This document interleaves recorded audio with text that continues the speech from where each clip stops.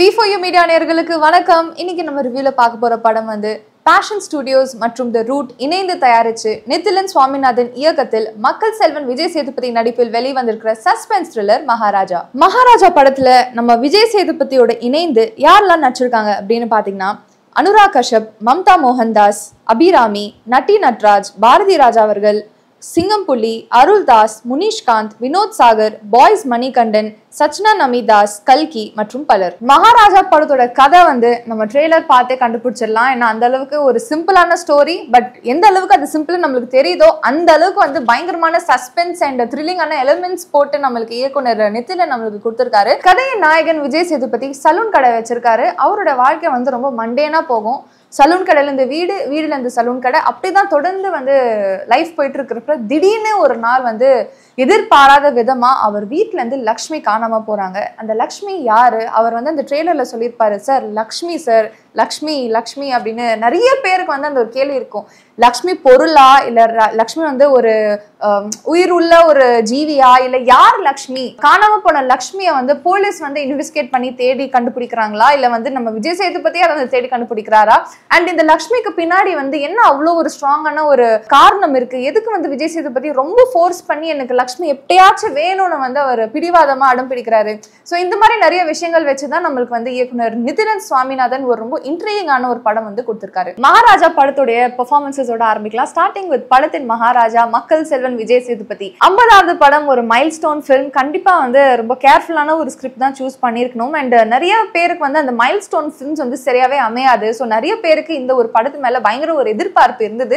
எதிர்பாராமல் இந்த படம் பார்த்தா கூட உங்களுக்கு பிடிக்கும், எதிர்பார்த்து இந்த படம் பார்த்தா கூட உங்களுக்கு பிடிக்கும். அந்த அளவுக்கு வந்து கண்டென்ட் வைஸ் வந்து ஸ்ட்ராங்கா கொடுத்திருக்காங்க. அண்ட் இந்த படத்துல விஜய் சேதுபதி ரொம்ப நாளா இந்த மாதிரி ஒரு விஜய் சேதுபதி பார்க்கணும்னு ஒரு ஆசை இருந்தது. And that has come true with this film.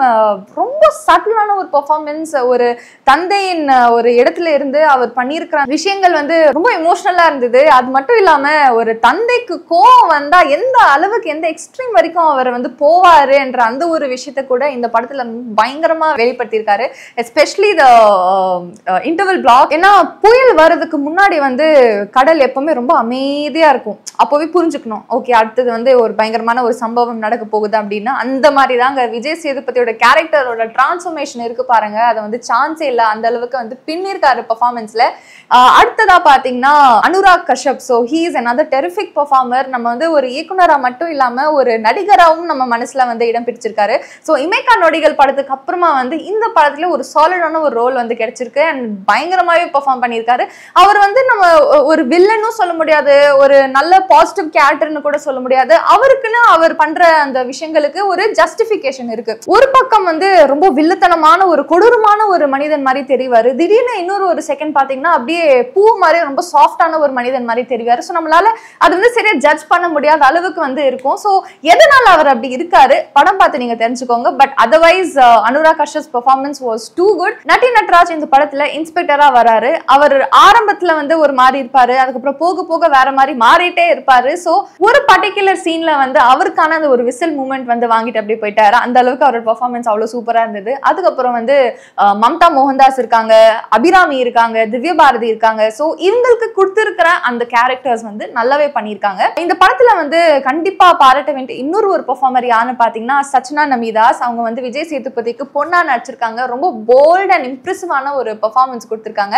கண்டிப்பா வந்து வளர்ந்து வர ஆர்டிஸ்டுக்கு இவங்களும் ஒரு எக்ஸாம்பிளா இருப்பாங்க. குறிப்பா வந்து அந்த கிளைமேக்ஸ்ல அவங்க பேசுற ஒரு வசனம் இருக்கு பாருங்க, கண்டிப்பா வந்து நீங்க எல்லாருமே கண் கலங்கிடுவீங்க. அந்த அளவுக்கு வந்து ரொம்ப இமோஷனலான ஒரு ஒர்க் கொடுத்திருக்காங்க. அதுக்கப்புறம் முனிஷ்காந்த் இருக்காரு, அருள்தாஸ் இருக்காரு, சிங்கம்புலி இருக்காங்க, வினோத் சாகர். இந்த மாதிரி இவ்வளவு கேரக்டர்ஸ் இருந்து ஒருத்தரையும் சும்மா வந்து படத்துல நடிச்சுட்டு போங்க அப்படின்றதுக்காக இல்லாம அவங்க எல்லாருக்குமே ஒரு இம்பார்ட்டன்ஸ், ஒரு கேரக்டர் ஆர்க் வந்து அவ்வளவு சூப்பரா கொடுத்திருந்தாரு நம்ம இயக்குனர். அண்ட் இவங்க எல்லாருமே இவங்களோட ஒர்க் வந்து அவ்வளவு பிரமாதமா கொடுத்திருக்காங்க. படத்துல இன்னொரு டெரிஃபிக்கான ஒரு பெர்ஃபார்மன்ஸ் யார் கொடுத்திருக்காங்க அப்படின்னு பாத்தீங்கன்னா நம்ம பாய்ஸ் மணிகண்டன். பாய்ஸ் படத்துல பார்த்த மணிகண்டனுக்கோ மகாராஜா மகாராஜா படத்துல பாக்குற மணிகண்டனுக்கு நிறையவே டிஃபரன்சஸ் இருக்குங்க. அந்த அளவுக்கு வந்து he is grown as a performer. இந்த படத்துல பாத்தீங்கன்னா அவரோட பெர்ஃபார்மன்ஸ் வந்து நம்ம எல்லாரையும் கோவப்படுற வைக்கிற அளவுக்கு இருக்கு. அந்த அளவுக்கு வந்து அந்த கேரக்டராவே அவர் வாழ்ந்திருக்காரு. அதுக்கப்புறம் வந்து கௌரவ தோற்றத்துல நம்ம இயக்குனர் ரம்யம் பாரதிராஜ் அவர்கள் வந்திருக்காங்க. இதுக்கு முன்னாடி நம்ம டைரக்டர் நித்திலனுடைய குரங்கு பொம்மையில கூட ரொம்ப அழகான ஒரு பெர்ஃபார்மன்ஸ் கொடுத்திருந்தாரு. ஸோ இந்த படத்துல ஒரு தொடர்ச்சியா வந்து he is just played a small cameo and ரொம்ப அந்த கதை and அந்த ஒரு சீனுக்கு தேவையான முக்கியத்துவம் அவரோட பிரசன்ஸ் வந்து கொடுத்துச்சு. காந்தாரா படத்துக்கு அப்புறமா நம்ம எல்லாருக்குமே பயங்கர பரிச்சயமான ஒரு பேர் பாத்தீங்கன்னா அஜ்னீஷ் லோக்நாத். இதுக்கு முன்னாடி வந்து நம்ம இயக்குனர் நித்திலனோட ஆல்ரெடி குரங்கு பொம்மையில ஒர்க் பண்ணிட்டாரு. இது வந்து இவங்க 2 பேரும் இணைந்து பண்ற 2வது படம். ஸோ மகாராஜா படத்துடைய கதைக்கு தேவையான அந்த முக்கியத்துவம் வந்து அவரோட பேக்ரவுண்ட் ஸ்கோர்ல வந்து பயங்கரமாவே என்ஹான்ஸ்டா கொடுத்திருக்காரு. நிறைய இடங்கள்ல வந்து அந்த சீனையே வேற லெவலுக்கு தூக்கி நிறுத்திருச்சு. குறிப்பா வந்து நிறைய சஸ்பென்ஸ் எலமெண்ட்ஸ் வந்து படத்துல இருக்கு. ஸோ எந்த இடத்துல வந்து மியூசிக் இருக்கக்கூடாது, எந்த இடத்துல வந்து இந்த அளவுக்கு மட்டும் இருந்தா போதும், இல்ல இந்த இன்னும் கொஞ்சம் நம்ம ஏத்தி கொடுக்கலாமே, அந்த ஆர்ஆருக்கான முக்கியத்துவம் கொடுக்கலாமேன்னு ரொம்பவே அக்யூரேட்டா வந்து புரிஞ்சு ஒரு சூப்பர்பான ஒர்க் கொடுத்திருக்காரு. நிறைய இடங்கள்ல வந்து அவரோட மியூசிக் அந்த ஒரு ஹாண்டிங் ஃபீல் கொடுத்துச்சு. ஹாண்டிங்னா அந்த பேய்லா வர மாதிரி அந்த மாதிரி ஹாண்டிங் இல்ல, படத்துல வர காட்சிகள்லாம் பார்த்து நம்ம வந்து அது ரிகலெக்ட் பண்ணி அதை பத்தி யோசிச்சு அந்த மியூசிக்கோட அதெல்லாம் பாக்குறப்ப ஒரு ஹாண்டிங் ஃபீல் கொடுக்கும். நான் ஏன் இதெல்லாம் சொல்றேன், நீங்க படம் பார்த்தா உங்களுக்கு புரியும். தினேஷ் புருஷோத்தமன் இந்த படத்துக்கு ஒளிப்பதிவு பண்ணியிருக்காங்க. பிலோமின் ராஜ் இந்த படத்துக்கு எடிட்டிங் பண்ணியிருக்காங்க. இவங்க 2 பேரோட கான்ட்ரிபியூஷனும் இந்த படத்துக்கு ஒரு மிகப்பெரிய ஒரு பிளஸ்ன்னு சொல்லலாம்.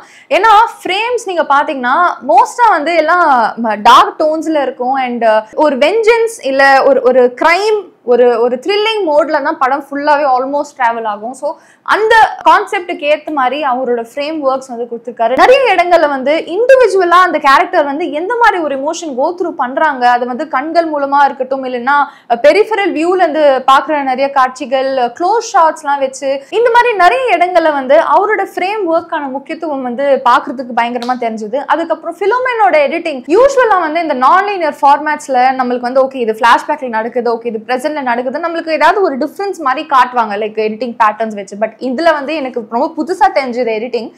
ஏன்னா நம்ம வந்து ஓகே அந்த கதை அண்ட் அந்த கேரக்டர்ஸ், அந்த காஸ்டியூம்ஸ் அண்ட் அந்த லுக்லாம் மாறினதுனாலதான் ஓகே இது பிளாஷ்பேக்ல வருதுன்னு நம்மளுக்கு தெரியுது. அந்த அளவுக்கு வந்து அந்த பாஸ்ட் அண்ட் பிரசன்ட் வந்து ரொம்ப அழகா வந்து கொலைட் பண்ணி நம்மளுக்கு அந்த எடிட்டிங் கொடுத்திருக்காரு. அது மட்டும் இல்லாம மோஸ்ட்லி வந்து படத்தோட மெயின் பிளாட்டுக்கு வரதுக்கு முன்னாடி வந்து டைரக்டர் சில சீன்ஸ் வந்து சும்மா நம்ம வந்து ஓகே அந்த டியூரேஷனுக்காகவே நம்ம வைக்கணும்னு சில பேர்லாம் வைப்பாங்க. பட் இந்த படத்துல அந்த மாதிரி எல்லாம் இல்லாம அந்த கதை அண்ட் அந்த ஸ்கிரீன் பிளேக்கு தேவையான அளவுக்கு ஃபுட்டேஜ் வந்து அவ்வளவு நீட்டா நம்மளுக்கு வந்து எடிட்டிங் மூலமா கொடுத்திருக்காங்க. வி செல்வகுமார் இந்த படத்துக்கு ப்ரொடக்ஷன் டிசைன் பண்ணியிருக்காங்க. விஜய் சேதுபதியோட சலூன் கடையா இருக்கட்டும், இல்லைன்னா அவரோட வீடா இருக்கட்டும், இன்டர்வல் பிளாக்ல வந்து ஒரு ஃபேக்டரி செட்டப் மாதிரி ஒன்று வரும். ஸோ இந்த மாதிரி நிறைய இடங்கள்ல வந்து கதைக்கான முக்கியத்துவம் அவரோட ப்ரொடக்ஷன் டிசைன் மூலமா ரொம்ப நல்லாவே கொடுத்திருந்தாரு. அனல் அர்ஸ் மாஸ்டர் இந்த படத்துக்கு ஸ்டன்ஸ் பண்ணியிருக்காங்க.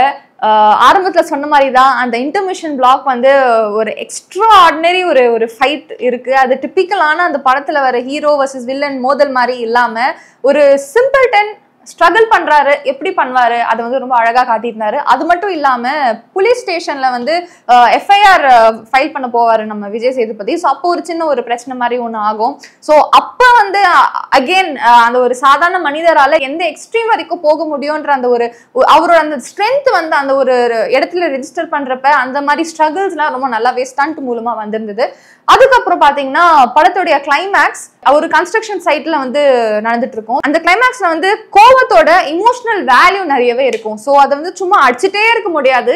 You need to bear the feel of what you had gone through in the past. So இந்த மாதிரி நிறைய சைக்கலாஜிக்கல் விஷயங்கள்லாம் வச்சு 2 கேரக்டர்ஸ் வந்து மோதுறாங்க. ஸோ இந்த மாதிரி நிறைய விஷயங்கள் வந்து ஸ்டன்ஸ் மூலமாவும் ரொம்ப பயங்கரமாவே கொடுத்திருந்தாரு நம்ம அனல் அர்ஸ் மாஸ்டர். இயக்குனர் நித்திலன் சுவாமிநாதனோட இணைந்து ராம் முரளி இந்த படத்துக்கு டைலாக்ஸ் எழுதியிருக்காங்க. எனக்கு ரொம்பவே ஹார்ட் டச்சிங்கான ஒரு போர்ஷன் ஆஃப் த ஃபிலிம் பாத்தீங்கன்னா த கிளைமேக்ஸ். சச்சனா வந்து ஒரு அழகான ஒரு மோனோலாக் மாதிரி ஒன்று டெலிவர் பண்ணியிருப்பாங்க. அண்ட் அது வந்து நிறைய பெண்கள் வந்து அதை பார்த்து போல்டா வந்து சொசைட்டில வாழ கத்துக்கணும். அது மட்டும் இல்லாம நிறைய இடங்கள் வந்து ஹியூமருக்கான ஒரு ஸ்பேஸ் கூட இந்த படத்துல கொடுத்திருக்காங்க. So coming to the screenplay and direction of the film, Nithilan Swaminathan அவர்களுடைய அந்த முதல் படைப்பு குரங்கு பொம்மை பார்த்ததுக்கு அப்புறமா okay he's got some kind of a potential and அடுத்ததா என்ன மாதிரி ஒரு ஸ்கிரிப்ட் பண்ண போறாரு இல்ல எப்படி வரப்போகுது படம்னு ஒரு anticipation இருந்தது.